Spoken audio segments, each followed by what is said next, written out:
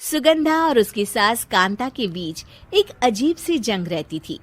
ये जंग थी किचन में कौन ज्यादा अच्छा काम करेगा और घर के सदस्यों के दिल जीतेगा। और उनकी इस जंग में हमेशा कुर्बान होते थे उनके दोनों पति। कैसे? आइए देखते हैं इस किचन पॉलिटिक्स की कहानी में। एक दिन किचन में, माँ जी, आज मैं बना रही हूँ मेथी की सब्जी। इस खाने से घर वालों के पेट की सारी समस्या खत्म हो जाएगी। और मैं बना रही हूँ तड़के वाली छाछ, जिसे पीते ही गैस की समस्या कभी नहीं होगी। दोनों अपने अपने खाने को लेकर टेबल पर पहुंच जाती हैं।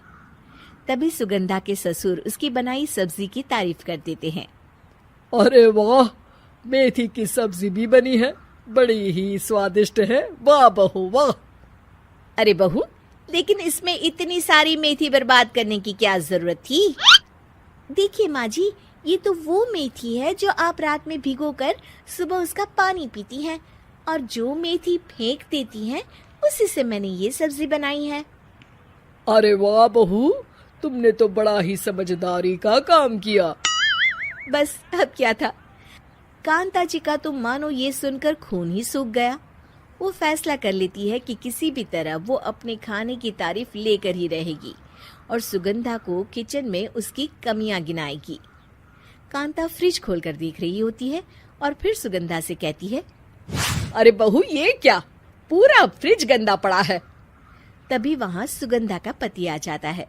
वो सुगंधा को डांट कर कहता है, सुगंधा, तुम्हें कितनी बार कह रखा है कि वायरस फैल रहा है, साफ सफाई का पूरा ख्याल रखना है, लेकिन तुम किचन में इतनी गंदगी रखोगी तो कैसे चलेगा। सुगंधा सास की तरफ देखती है जहां वो मुस्कुरा रही होती है। सुगंधा समझ जाती है कि सास ने उससे बदला लेने के लिए ये सब किया है।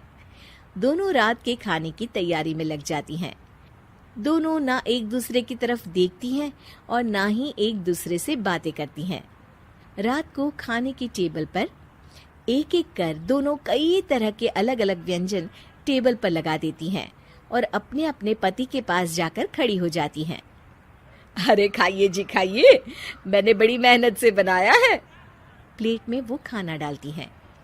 सुगंधा भी दोनों की प्लेट में खाना डालते हुए कहती है, बड़ी ही मेहनत लगी है इस खाने को बनाने में। हाँ, दोनों को ना चाहते हुए भी सारा खाना खाना पड़ता है।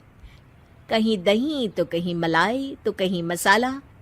और इन सब के बाद दोनों बड़ी ही मुश्किल से अपने कमरे में सोने जाते हैं।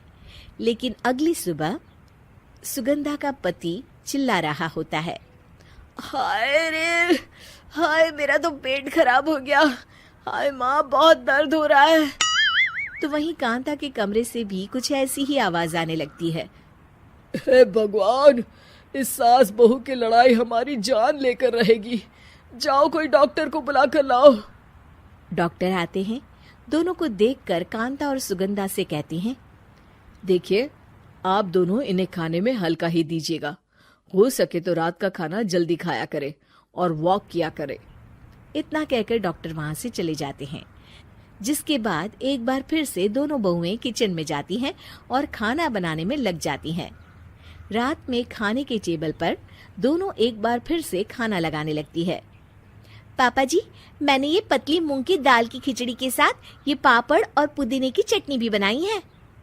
अरे बहू, अभी अभी बेचारे पेट की बीमारी से गुजरे हैं, इतना भारी खाना तो डॉक्टर ने भी मना किया है ना।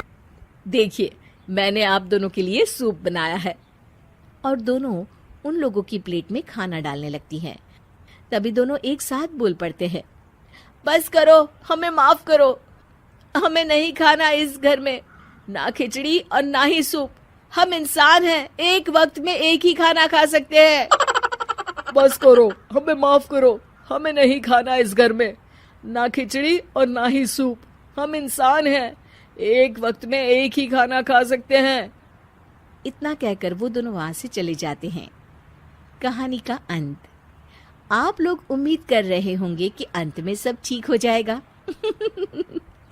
नहीं जनाब, अगर सास बहू के बीच सब ठीक हो जाए तो आप ये सीरीज देखे ही क्यों? तो मजा लीजिए इस चैनल में सास बहू से जुड़ी कहानियों का, क्योंकि ये ऐसा रिश्ता है जिसकी मिठास उसकी खटास में हमेशा ज्यादा ही रहती है।